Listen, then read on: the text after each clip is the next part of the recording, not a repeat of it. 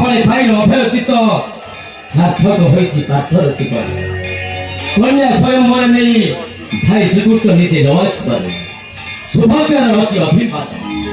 ଆଉ ମଧ୍ୟ କଥା ଦେଇଛନ୍ତି ପ୍ରଭୁ ସେ ନିଶ୍ଚୟ ଆସିବେ ଆମ୍ଭର କୁଳକୁ ସୁଭଦ୍ରା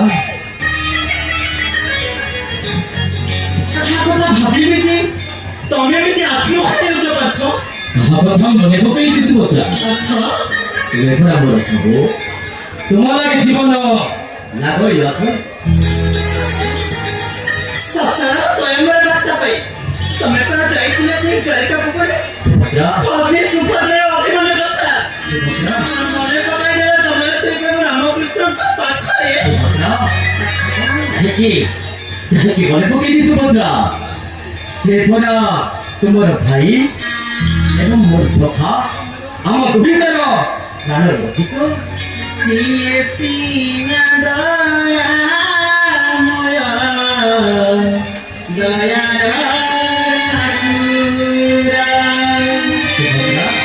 ସିଏ ସିନା ଦୟାମୟ ଦୟାର